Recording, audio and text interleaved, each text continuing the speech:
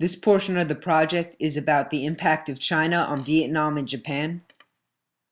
So first, we'll do the impact of China on Vietnam, and there's the location. So China brought over Buddhism, Taoism, Confucianism, which also had with it an examination system, which is very popular in Confucianist China, which would allow fair examination of multiple people, which is almost like a civil service exam.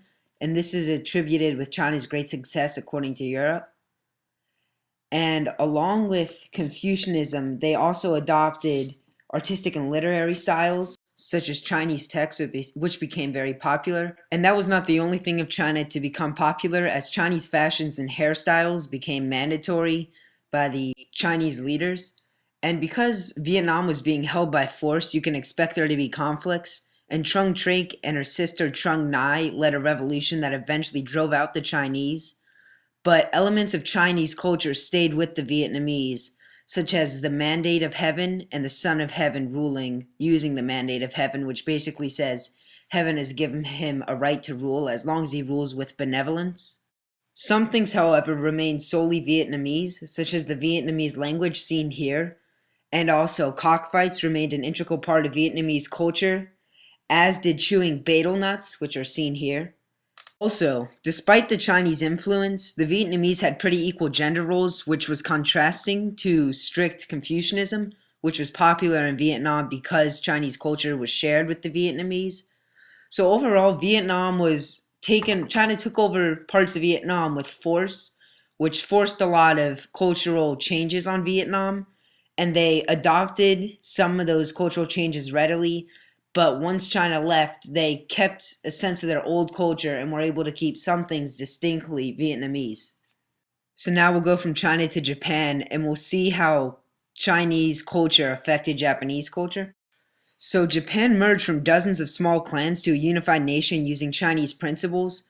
Shotoku Tayashi, seen here, brought 100 monks, artists, scholars, and students to China, and he came back and encouraged a Chinese-style rule. He encouraged Confucianism and Buddhism, and he also created the 17-article constitution, which called for some of the points that I previously mentioned, and it also asked for the moral quality of rulers to create social harmony, which is similar to the principles of the Mandate of Heaven.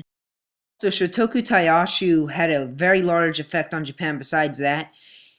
Japan eventually adopted a Chinese court-style government, tax systems, and government ministries and provincial administration based off of the Chinese system, and all this was brought over thanks to Shotoku Tayashi, who made the voyage to China to learn about their culture and bring back what he learned.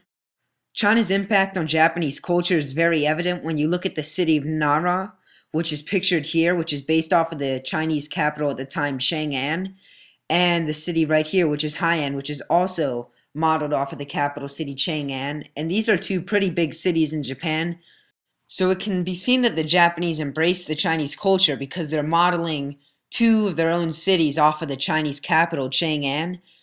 And one of the reasons many historians think Japan embraced Chinese culture so well, with so few conflicts, is because Japan was never taken by force by China because it was separated by about 100 miles of ocean. So this would mean that everything Japan took from China was willfully taken, and they selectively chose what they wanted to take from China based on what would benefit Japan as a country and the people of Japan.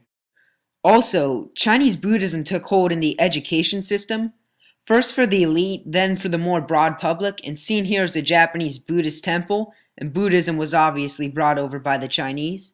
So that's a very good example of the sharing of cultures and how China was able to affect the Japanese religious and educational scene with Buddhism. However, that's not all Japan took from China.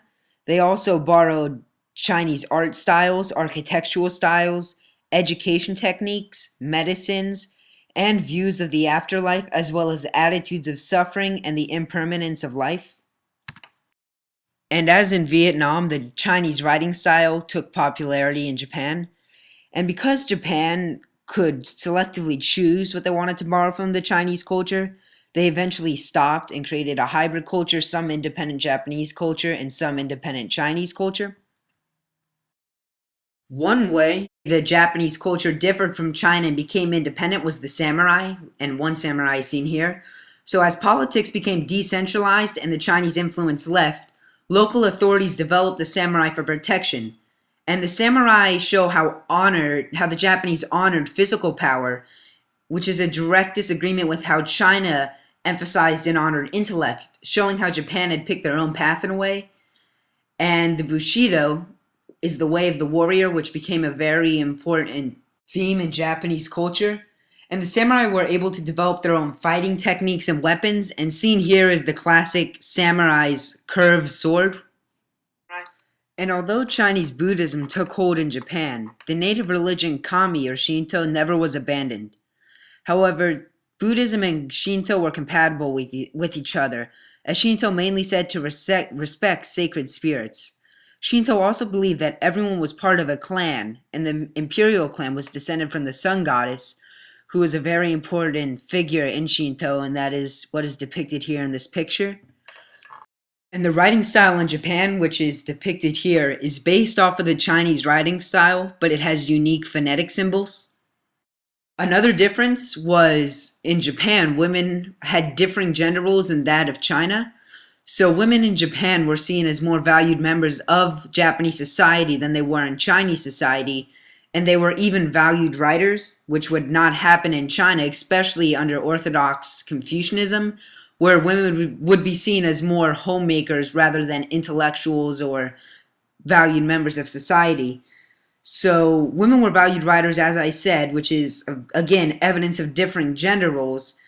And this could also be seen as evidence of assimilation, because during the Tang Dynasty, women, especially elite women, were allowed more freedoms than in other time periods in China. So this could be seen as either a sign of assimilation or differing gender roles, but either way, Japanese women were afforded some luxuries and were valued writers. Two of those famous Japanese women writers were Murasaki Shikibu and Sai Shonagon. Murasaki Shikibu wrote Tale of Genji, which can be considered the first novel ever, and seen here is the Tale of Genji, and seen here is Murasaki Shikibu. So that is a very important Japanese women writer and a very important novel. And another book written by a famous Japanese writer is The Pillow Book by Sai Shogun, and Sai Shogun is seen here. So these two books are very important, and it shows the gender role difference. So again, that's Tale of Genji by Murasaki Shikibu and The Pillow Book by Sai Shogun. So now here's just some review on some of the more broad points of the presentation. And seen here is a map of China during the Tang Dynasty, which is where most of this took place. So I just put it in so you could get a grasp of what China was at the time. So in Vietnam, the elite adopted Confucianism, Taoism, and Buddhism, which eventually spread throughout Vietnam. And the Confucianism examination system was very helpful for the Vietnamese. The examination system helped to undermine the established aristocrats in Vietnam because it was very fair. So it had a very big impact, as I said, on Vietnam at the time. And after the Chinese left, many of the Vietnamese were happy, but a lot of the elites who saw some greatness in Chinese and who received benefits from the Chinese were disappointed. So the elite still kept some Chinese values with them. Very important point to make is that Chinese culture, like it was in Korea, was forced upon the Vietnamese. So this might be some of the reason why there were a lot of conflicts in Vietnam and there were revolutions, as I mentioned earlier, with the Trung sisters. So it was forced on Vietnam and Korea, which caused problems. But in Japan, it wasn't obligatory. The Japanese chose to take what they wanted from China. Because there was never conflicts, they were able to keep good relations, and they were able to take quite a few cultural ideas of China's and implement it into their own society and leave behind what they didn't want.